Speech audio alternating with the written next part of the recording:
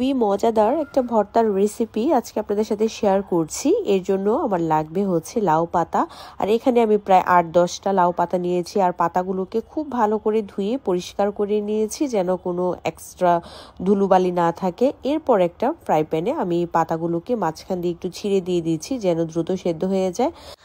আর দিয়ে দিচ্ছি এখানে বড় মাছের টুকরো। এই ভর্তাটা কিন্তু চিংড়ি মাছ দিয়েও করা যাবে। দুটো মাছের টুকরো দিয়ে দিলাম। আস্ত রসুনের কোয়া দিচ্ছি এখানে প্রায় হাফ কাপের মতন, সেই সাথে হাফ কাপের মতন দিয়ে দিলাম পেঁয়াজের কিউব, আর দিচ্ছি পরিমাণ মতো লবণ। শুরুতে আমি অল্প লবণ ব্যবহার করছি। হাফ চা চামচ পরিমাণ দিয়ে দিলাম হলুদের গুঁড়া, আর দিলাম এখানে স্বাদ মতো কাঁচামরিচ। যে যেরকম ঝাল পছন্দ করেন এরকমটা দিয়ে নিলেই হবে। এই ভর্তাটাই কিন্তু লাল মরিচও ব্যবহার করা যাবে। একদমই চিমটি পরিমাণ রান্নার তেল আমি উপরে দিয়ে দিচ্ছি যেন এটা নিচে পোড়া লেগে না যায় আর খুব সুন্দর একটা ফ্লেভার আসে। এবার ঢাকা দিয়ে সেদ্ধ করব যতক্ষণ না পর্যন্ত এই লাউ পাতা তারপর মাছ সব কিছু সেদ্ধ না হয়ে যায়। একটু উল্টিয়ে পাল্টিয়ে দিচ্ছি, আর চুলার হিটটা কিন্তু মিডিয়াম টু লোতে রেখে আমি কাজটা করব। তাহলে এই লাউ পাতা থেকে যে পানিটা বের হবে সেটা দিয়ে অনেকটা সেদ্ধ হয়ে যাবে। আর যদি কিছুটা পানি দেওয়ার প্রয়োজন পড়ে তাহলে সামান্য পরিমাণে পানি এখানে ব্যবহার করা যাবে। এখানে আমি প্রায় 1 টেবিল চামচের মতো পানি ব্যবহার করেছি। ঢাকা দিয়ে রান্না করব যতক্ষণ না পর্যন্ত পানিটা শুকিয়ে সব কিছু একসাথে খুব ভালোভাবে সেদ্ধ হয়ে যায়।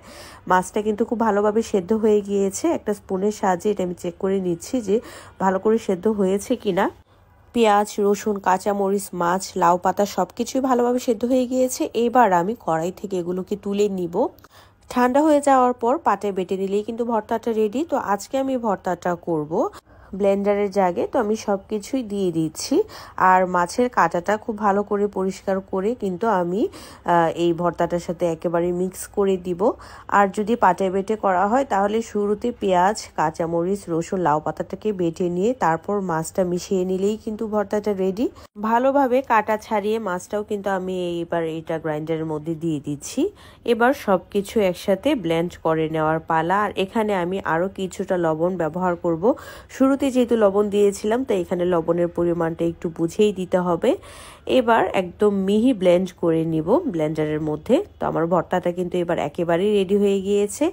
এই পর্যায়ে এসে আমি এখানে দিয়ে দিচ্ছি হচ্ছে সরিষার তেল। আর এই সরিষার তেলটা একটু বেশি পরিমাণেই দিতে হবে এই ভর্তাটার মধ্যে, তাহলে এটার ফ্লেভার প্রায় দ্বিগুণ হয়ে যাবে। আর এত বেশি দুর্দান্ত লাগে এই ভর্তাটা। কত সহজেই একটা মজাদার ভর্তা কিন্তু তৈরি হয়ে গেল। এরকম হাতের কাছে থাকা ছোট ছোট অনেক আইটেম দিয়েও কিন্তু খুব মজার মজার ভর্তা করা যায়। তো আশা করছি আজকের আমার এই ভিডিওটা আপনাদের কাছে ভালো লেগেছে। আর যদি রেসিপিটা পছন্দ হয় তাহলে শেয়ার করতে ভুলবেন না। ভালো থাকবেন সবাই। আর সামনে আরও মজার মজার নিত্য নতুন ভর্তার রেসিপি সহ আরও নানান ধর্মীয় রেসিপি আসবে ইনশাল্লাহ। আল্লাহ হাফেজ।